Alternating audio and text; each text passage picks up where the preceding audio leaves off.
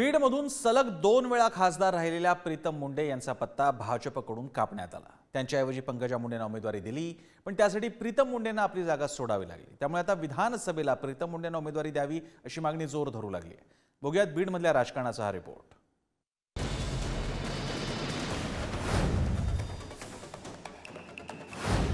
भाजपाच्या मास लीडर असलेल्या मुंडे भगिनींकडे आता स्वतःचा कोणताही मतदारसंघ राहिलेला नाहीये।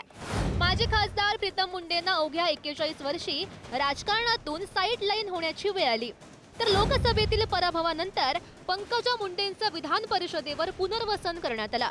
त्यामुळे आता आगामी विधानसभा निवडणुकीमध्ये प्रीतम मुंडेंना उतरवलं जाऊ शकतं असं बोललं जात आहे। त्याच पार्श्वभूमीवर मुंडे समर्थकांनी फिल्डिंग लावत 5 मतदारसंघात चाचपणी सुरू केली आहे। प्रीतम मुंडे कुठून लढू शकतात?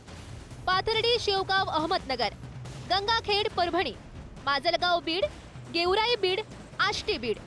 याच्यावर मी कुठलीही भाष्य आता करू शकत नाही।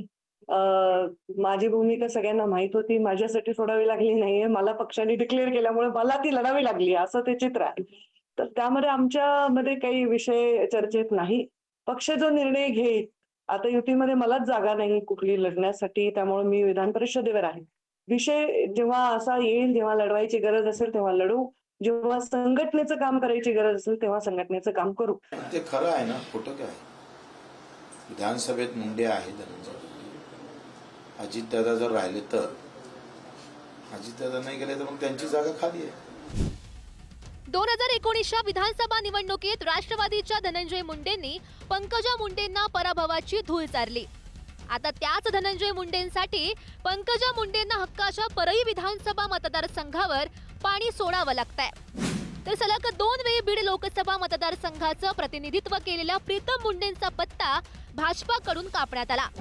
इच्छा नसतानाही भाजपानं पंकजा मुंडेंना बीडमधून लोकसभेला उतरवलं, पण बजरंग सोनवणे यांच्या विरोधात त्यांचा धक्कादायक पराभव झाला। अशा परिस्थितीत प्रीतम मुंडेंना विधानसभेच्या रिंगणात उतरवलं जाऊ शकतं। प्रीतम मुंडेंसाठी कोणता मतदारसंघ अनुकूल? पाथर्डी शेवगाव मतदारसंघ।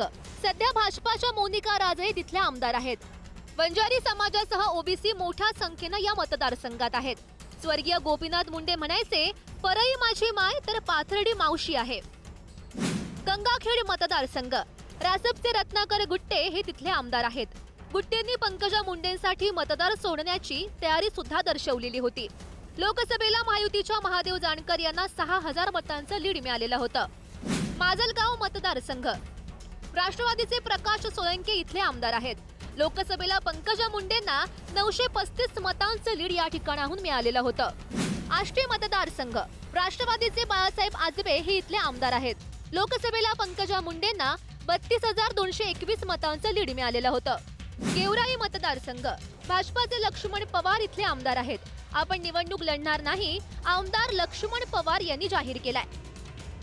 3 पक्षाचं सरकार आल्यानंतर तरी ज्या आपल्या अडचणी कमी व्हायला पाहिजे होत्या, मला सांगा, इथं एक तरी आपला कार्यकर्ता असा आहे का की त्याला बिना पैशाचं पंचायत समितीमध्ये एक विहीर किंवा एक घरकुल मंजूर करता आला नाही? एक तरी माणूस आहे का?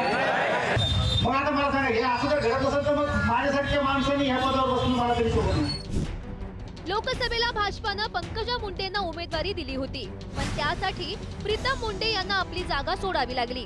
मात्र आता येऊ घातलेल्या विधानसभा निवडणुकीत प्रीतम मुंडे यांचं पुनर्वसन होणार का, की भाजप वेगळ्या पद्धतीनं प्रीतम मुंडे यांचा सन्मान करणार हे पाहावं लागणार आहे। ब्युरो रिपोर्ट, पुढारी न्यूज।